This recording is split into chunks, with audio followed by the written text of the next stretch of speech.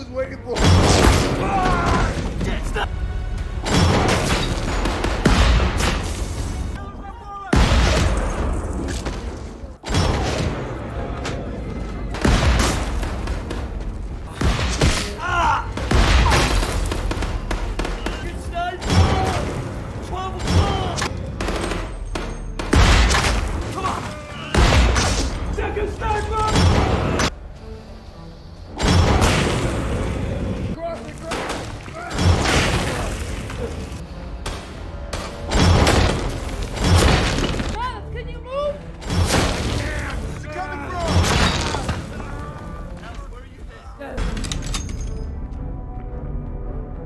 Kelly, it's from your stick!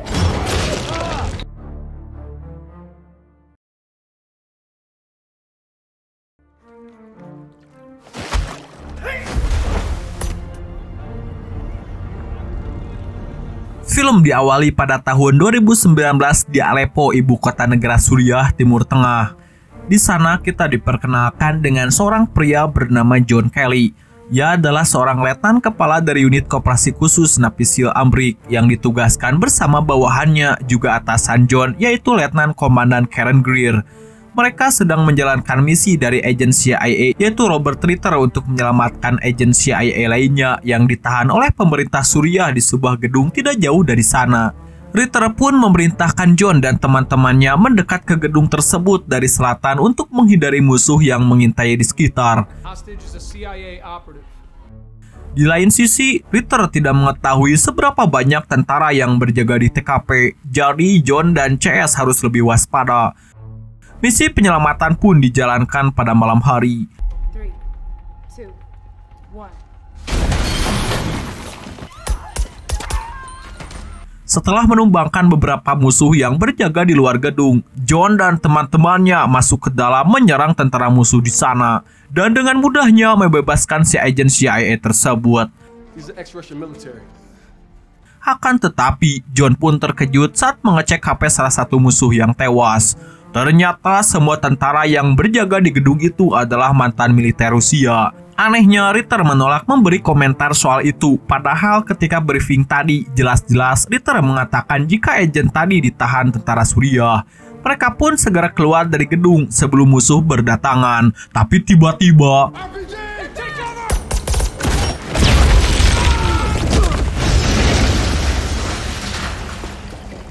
karena serangan itu, satu prajurit pun tewas, sedangkan Greer jatuh ke lantai bawah dan terkepung musuh.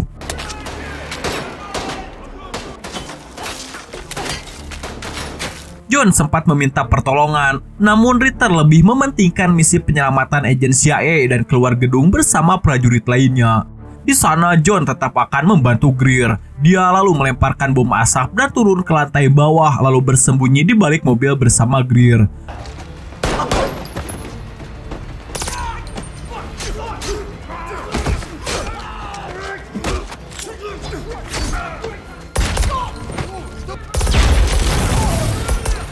Melihat keadaan di sana, John yakin jika musuh yang mereka hadapi bukanlah tentara Suriah, melainkan pasukan militer swasta dari Rusia yang mungkin saja disewa oleh suatu organisasi untuk tujuan tertentu. Selain itu, gedung tersebut ternyata adalah gudang senjata Rusia, dan itu artinya Ritter berbohong soal detail misi penyelamatan tersebut. Setelah itu, John pun menembak drum bensin hingga meledak dan menyerang tentara Rusia yang mengepung mereka. John yang memiliki intuisi kuat pun bahkan bisa merasakan tentara yang bersembunyi di balik tembok. Untungnya mereka berdua berhasil keluar dari gedung tersebut. Dan tak lama kemudian helikopter pun datang menjemput mereka semua. Tapi Ritter masih tidak memberi penjelasan mengapa tentara Rusia berada di sana. Sebagai letnan, John pun sempat emosi karena misi tersebut telah mengorbankan satu anak buahnya. Edannya, Ritter masih tidak menggubris dan lanjut memerintahkan armada udara untuk meratakan dengan misil.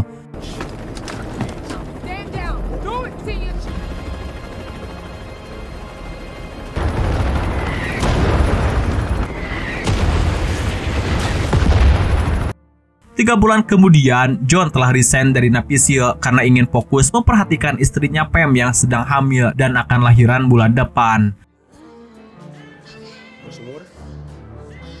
Di lain sisi, secara tiba-tiba, dua rekan John yang berada di luar kota berbeda dibunuh oleh sekelompok orang misterius. Bukan di tempat yang sepi, tapi saat berkumpul bersama keluarga dan saat terjebak macet di jalanan.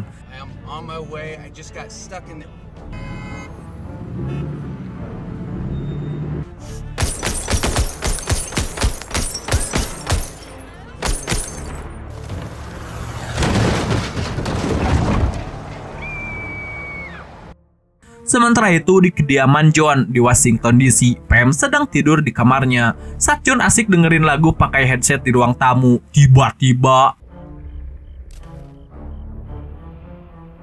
listrik dimatikan oleh sekelompok orang dari luar. Namun John tidak sadar karena saat itu sudah malam dan lampu rumah memang sudah dipadamkan. Sampai akhirnya baterai laptop John habis dan dia mendengar suara orang berjalan di lantai atas rumahnya.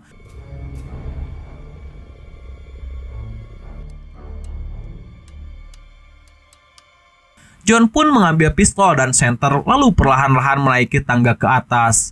Akan tetapi ternyata ada satu orang yang berhasil masuk ke kamar tidur dan inilah yang terjadi.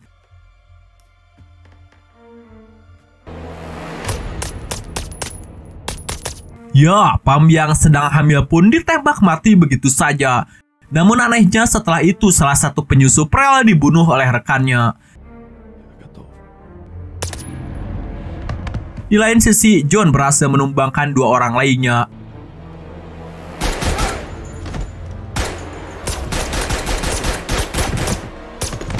Namun sayang, John akhirnya juga terkena tembakan. Meskipun kakinya terluka, tapi orang itu berhasil kabur dari rumah. Dengan sisa-sisa kekuatannya, John pun merangkak ke kamar dan begitu terpukulnya beliau ketika melihat istrinya yang sudah meninggal. John yang terluka parah pun dilarikan ke rumah sakit. Karena insiden 3 anggota unit operasi khusus diserang dalam 24 jam terakhir, Ritter menyampaikan bahwa FBI akan memberikan perlindungan ke seluruh anggota keluarga korban. Namun Ritter juga berpendapat insiden ini bisa saja karena masalah pribadi yang dilakukan ketiga korban tersebut. Hal itu berdasarkan karena mereka adalah Navicious yang misinya berhubungan dengan hal-hal serius seperti narkoboy, persenjataan, dan informasi rahasia. Sebagai letnan komandan, Greer pun murka dengan pendapat Ritter karena John dan kedua rekannya bukanlah prajurit kotor ataupun bermasalah dan jelas-jelas mereka adalah korbannya. Greer pun bertanya apa yang sebenarnya terjadi, namun Ritter hanya menjawab jika dia akan meneliti kasus ini lebih lanjut. Jelas Greer semakin curiga kepadanya. And don't bullshit me, Ritter. Today is not the day for it. Just good luck, I guess. Setelah beberapa hari, John pun akhirnya siuman dan dia hanya bisa menangis teringat istri juga calon bayinya yang sudah tiada. John pun bertanya-tanya siapakah di balik insiden ini karena kelompok yang menyerang memiliki perlengkapan dan menjalankan aksi dengan sangat profesional. John pun menjelaskan kepada Greer jika salah satu dari 3 mayat penyusup bukanlah dia yang membunuhnya, melainkan dibunuh oleh rekannya sendiri. Dan juga ada satu penyusup lain yang berhasil kabur. Meskipun terkena luka tembak di beberapa titik, kondisi John pun berangsur-angsur membaik dan selanjutnya dia mulai menjalani terapi kegiatan fisik. Sementara itu, Menteri Pertahanan yaitu Clay berniat membantu Greer untuk mencari tahu apa sebenarnya penyebab dari penyerangan ketiga anak buahnya. Clay pun menghubungi Ritter untuk memberi penjelasan tentang keterkaitan insiden ini dengan misi sebelumnya. Berikut identitas mayat ketiga penyusup yang ditemukan di kediaman John. Lalu Ritter menjelaskan bahwa saat misi penyerangan di Aleppo, Suriah, unit pasukan khusus membunuh salah satu agen FSB asal Rusia yang bernama Yuri, yang juga merupakan anak dari kepala FSB. Sedikit info lur, FSB itu adalah badan intelijennya Rusia. Ritter yakin pelaku penyerangan John dan kedua korban lainnya adalah FSB yang telah menyewa kelompok prajurit bayaran. Namun Ritter tidak melaporkan detail misi di Aleppo ke Clay seperti tujuan misi yang menyelamatkan agensi CIA dan gedung musuh yang berisi tentara Rusia bukan tentara Suriah. Setelah mendengar semua penjabaran itu, Clay pun menyimpulkan jika memang FSB adalah dalangnya, dan itu artinya Rusia telah melakukan penyerangan secara ilegal di Amerika. Greer juga memberitahu bahwa masih ada satu orang lagi yang kabur dari TKP rumah John. Namun Ritter tidak menggubrisnya karena menurut atasannya Sarah, kasus ini telah ditutup dan tidak perlu diselidiki lebih lanjut. Hal itu dilakukan demi menghindari terjadinya perang dingin antara kubu Amerika dan Rusia. Melihat sikap CIA yang seolah-olah lepas dari tanggung jawab, Greer pun rela mempertaruhkan jabatannya dengan memberikan berkas identitas 3 orang penyusup yang telah tewas kepada John, lengkap dengan seorang mantan FSB bernama Vasilip yang merilis paspor untuk mereka bertiga agar bisa masuk ke Amrik. He survived as a ghost. Dengan berkas-berkas tersebut, John bisa mencari tahu identitas satu buron yang kabur dari TKP. Di sana, Greer berani memberikan semua informasi tersebut karena anak buahnya harus mendapatkan balasan yang setimpal setelah istrinya meninggal dengan sangat tragis. Malam itu, John pun pergi ke rumahnya. Setelah itu, John mengambil persediaan uang dan senjata yang dia sembunyikan. Satu-satunya hal yang terpikirkan oleh John saat itu adalah membalas dendam atas kematian istrinya yang sedang mengandung putri pertama mereka. Sambil berlaga liar, John mendatangi kantor kedutaan Rusia dan mengganggu penjaga di sana. Padahal sebenarnya dia sedang memperhatikan Vasilip yang sedang bersiap-siap OTW ke bandara.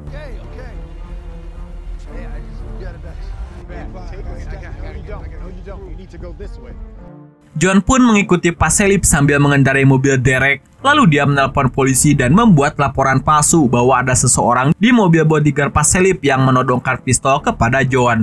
Polisi pun langsung gercep memberhentikan mobil bodyguard tersebut. Dan ketika mobil Vasilip sendirian,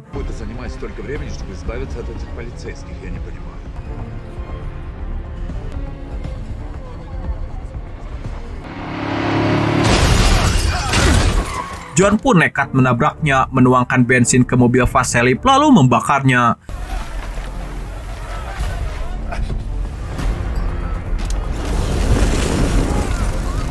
Setelah itu, John pun masuk ke dalam mobil, menembak pas supir lalu memaksa Vasilip memberitahu siapakah identitas asli orang yang berhasil kabur dari TKP.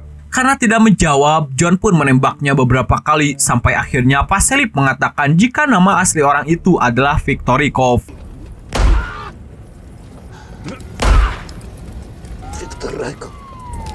Begitu mendapat identitas yang dia cari, John pun langsung keluar dari mobil dan menyerah kepada polisi. Namun John mengaku jika dia adalah prajurit militer yang sedang menjalankan misi khusus. Kasus penyerangan John dan ketiga mantan napi SEAL pun bocor ke media, sampai diberitakan di TV, bahkan jurnalis mengetahui fakta tentang pelakunya yang berasal dari Rusia. Ritter pun mengatakan ke Clay bahwa CIA tidak membocorkan data-data rahasia tersebut ke publik dan hanya diberitahukan ke Greer juga Clay. Ritter yakin Greer lah yang memberikan info soal Vasilip ke John. Dan dengan terbukanya masalah ini ke publik, cepat atau lambat pihak Rusia akan memanas dan mungkin akan melakukan suatu tindakan militer ke Amerika. Rusia juga pastinya akan memburu John karena telah membunuh Vasilip meskipun dia berada di penjara sekalipun. Akan tetapi alih-alih mengamankan John, Clay memiliki suatu rencana untuk memanfaatkan situasi John. Setelah membunuh Vasilip, John pun ditahan di penjara dan Greer datang membesuknya. John mengatakan bahwa selama ini dia sudah melayani negara, namun negara tidak menjamin keamanan keluarga prajurit, bahkan sampai membawa peperangan ke rumahnya. Begitu pula dengan CIA yang lari dari tanggung jawab dengan alasan memelihara hubungan baik antara dua negara. John pun meminta Greer menyampaikan pesan ke Clay bahwa dia memiliki informasi dari Vasilip. Namun jika ingin mengetahuinya, Clay harus membebaskannya dari penjara itu terlebih dahulu. Anehnya napi-napi di sana penuh dengan mafia Rusia, begitu pula dengan sipir-sipirnya yang orang Rusia, dan rupanya mereka telah diperintahkan untuk membunuh.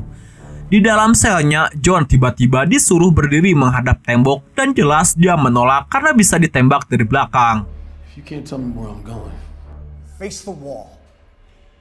John yang tahu dirinya akan diserang langsung mengikat handuk di tangannya, menyalakan wastafel agar air tergenang dan menyusahkan pergerakan musuh, lalu bersiap melawan orang-orang Rusia yang akan datang.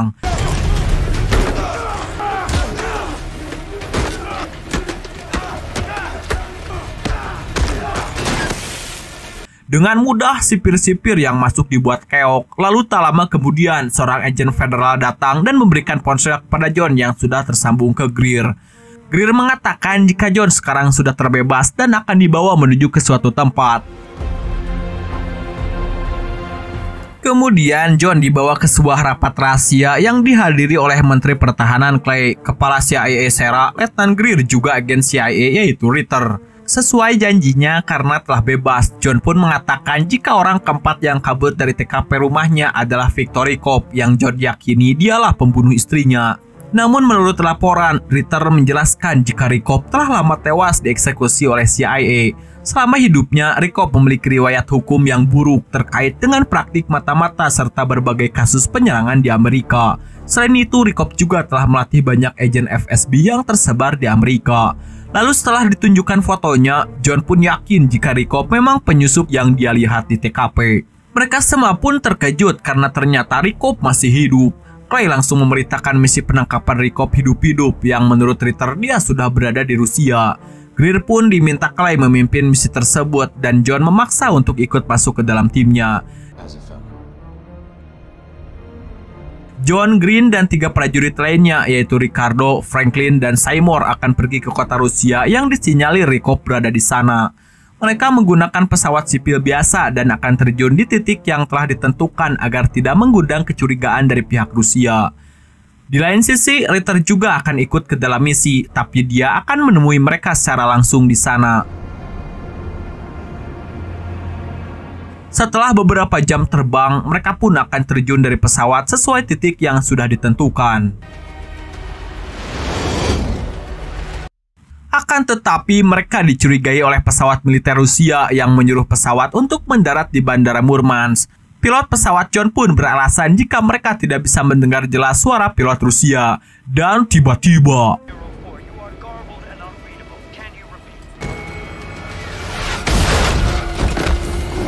pesawat pun ditembak jatuh di Laut Barents, wilayah Rusia. Namun untungnya mereka berlima masih selamat. Greer memerintahkan prajurit-prajuritnya untuk segera keluar dari pesawat yang akan tenggelam. Namun John nekat mengambil peralatannya, juga perahu karet di bagian belakang pesawat. Di sana, John berhasil kembali ke permukaan lalu menggunakan perahu karet ke pelabuhan terdekat yaitu di Murmansk. John menganggap serangan tadi adalah rencana dari Ritter karena sejak awal gerak-geriknya sangat mencurigakan. Namun jika benar, Greer masih belum mengetahui apakah motif Ritter sebenarnya. Maka dari itu, mereka semua sepakat untuk menyergap Ritter yang sudah sampai di titik pertemuan. John pun bertanya siapakah 2 orang Rusia di sana dan kenapa ada sejumlah uang di dalam koper. Kedua orang Rusia itu pun menjawab bahwa mereka dibayar oleh Ritter untuk menangkap Cobb. Namun mereka berdua menolak misi berbahaya tersebut karena khawatir dengan nasib keluarganya. Ritter mengatakan dia menyewa jasa 2 orang itu karena melihat berita jatuhnya pesawat yang ditumpangi oleh John CS dan menganggap mereka semua sudah mati. Maka dari itu, misi penangkapan Cobb harus tetap diselesaikan.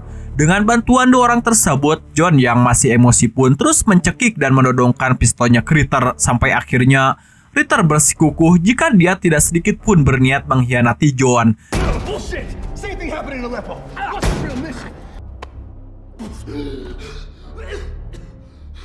Dari sana, mereka pun pergi ke gedung sebelah tempat Cobb berada.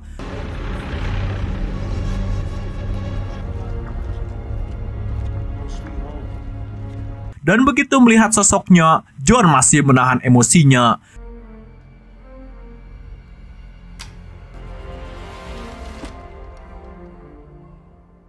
Misi penangkapan pun dimulai pada malam hari. Namun ketika mereka berhasil masuk ke gedung kosan Cobb, John yang masih belum stabil tiba-tiba mengunci pintu lorong karena dia ingin menghadap Cobb sendirian. Begitu masuk ke kosan Cobb, John mengatakan dia akan membalas kematian istrinya. Namun Cobb menjelaskan jika dia sebenarnya adalah agen CIA yang bekerja untuk Amerika sama seperti John. Bahkan Cobb rela mati jika memang diperintahkan demi suatu tujuan tertentu. John pun terkejut melihat Cobb yang sudah memakai rompi bom. Dan tiba-tiba Tepat setelah ledakan terjadi, mereka semua ditembaki oleh sniper di gedung lain. Di sana Seymour terkena tembakan di kakinya.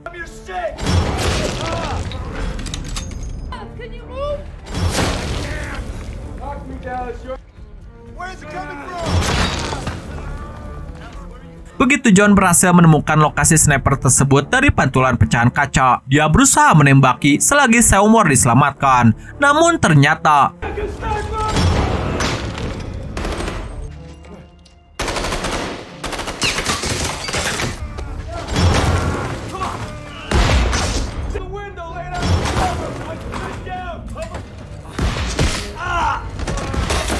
ada sniper yang kedua. Untungnya mereka masih bisa keluar dari ruangan tersebut, namun tetap tidak bisa kabur karena masih dalam jangkauan sniper. Tak lama kemudian, polisi-polisi Rusia mendatangi TKP, lalu tanpa basa-basi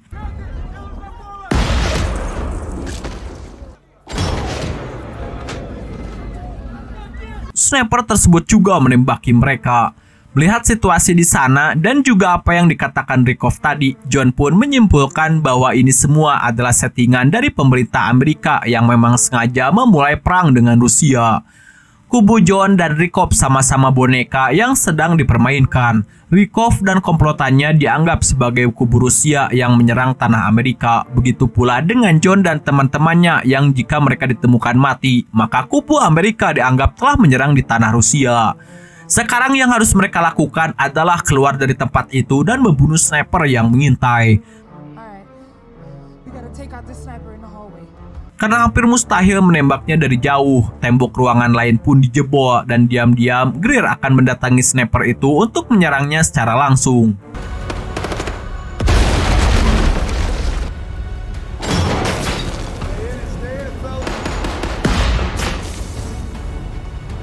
Namun sayang, senapan Greer macet ketika sampai di ruangan sniper dan John pun segera OTW ke sana untuk membantunya.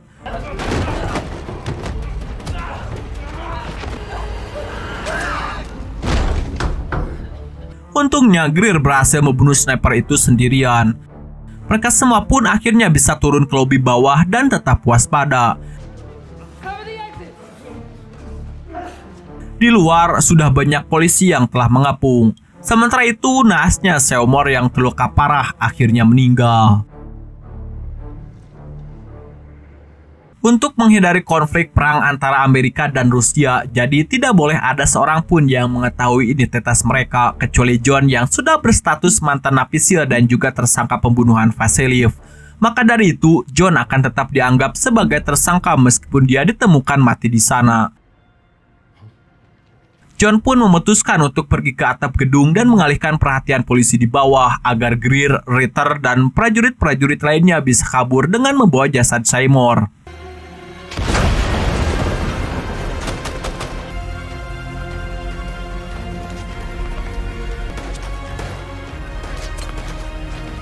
Tak lama kemudian, tentara Rusia juga didatangkan ke sana. Meski sendirian dan sudah terkepung, John masih terus berusaha keluar dari sana.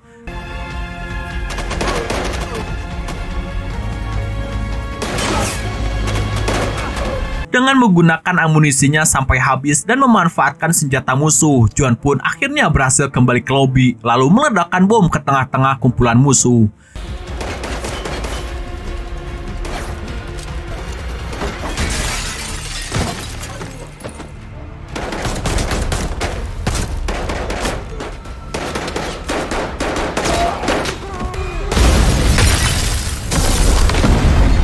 Dengan cerdiknya, John memakai seragam pasukan Rusia dan berhasil kabur dengan ambulans menuju markas Ritter.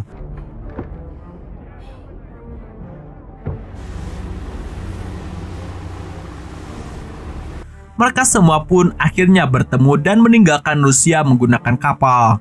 Di kapal, John mengatakan jika dirinya dan Rykov hanyalah pion yang tidak bisa melawan sang raja, yaitu pemerintah Amerika yang ingin menyeting perang terhadap Rusia. John juga meminta maaf kepada Ritter karena selama ini dia salah menilainya. Agar otak dari semua ini bisa segera diusut, Ritter pun akan membuat laporan palsu bahwa John telah tewas di misi Murmansk. Dengan begitu, Jones akan dianggap sebagai hantu atau orang tanpa identitas yang bisa melanjutkan penyelidikan sampai mengeksekusi siapapun otak di balik permasalahan ini tanpa memikirkan sanksi hukum.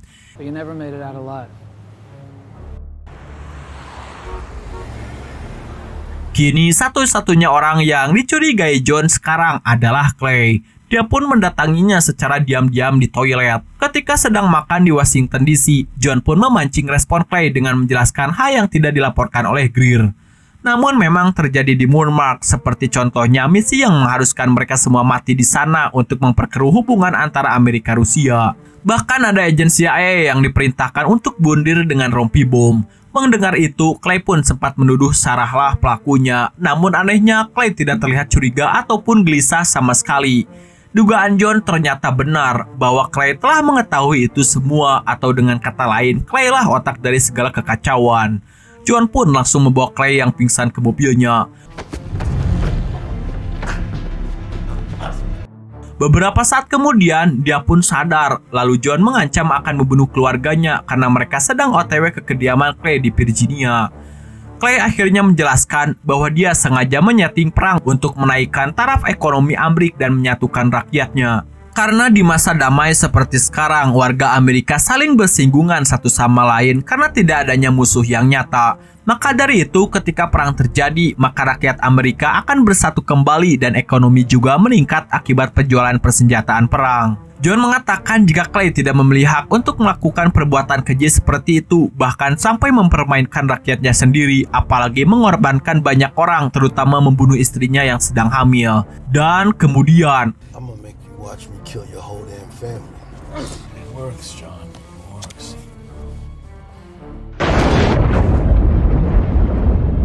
Clay pun akhirnya tewas tenggelam. Sementara John yang sudah membalaskan dendam istrinya dan masih tenggelam mendapatkan penglihatan bertemu kembali dengan istrinya. Dan John mengatakan jika dia sangat merindukannya. Setelah kejadian tersebut, Navy SEAL mengadakan upacara pemakaman untuk John dan Pam di Washington.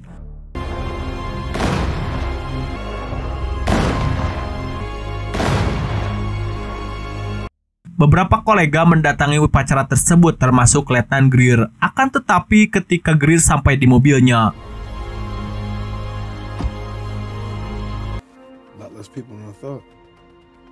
jadi tepat setelah Clay tewas, ternyata Greer datang menyelamatkan John karena ternyata itu memang bagian dari rencana mereka. Bukan hanya membunuh Clay, tapi pengakuannya juga sudah direkam sebagai bukti jika dirinya memang dalang di balik insiden yang memperkeruh hubungan Amerika dan Rusia. Ritter pun menyerahkan rekaman tersebut langsung ke Pak Presiden Amerika dan Ritter juga minta tolong agar John diberikan identitas yang baru untuk melindunginya. Dari pemakaman, Greer mengantarkan John ke stasiun dan diberikan identitas baru yang bernama John Clark, lengkap dengan KTP, akta SIM, BPJS, dan kartu komunitas member. Setelah itu, John pun berpamitan dengan Greer dan pergi entah kemana.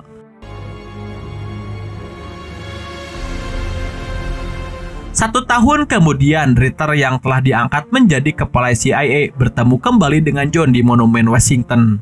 Setelah insiden yang terjadi bahwa otak sebenarnya adalah Menteri Pertahanan Amerika sendiri, John pun meminta Ritter meneruskan idenya ke Presiden untuk membuat tim kontrteroris berskala internasional yang terdiri dari personil pilihan dari Amerika, Inggris, dan NATO, juga didukung oleh biro-biro intelijen dari negara masing-masing. John juga mengajukan diri sebagai pemimpinnya dan menamakan tim tersebut sebagai tim Rainbow.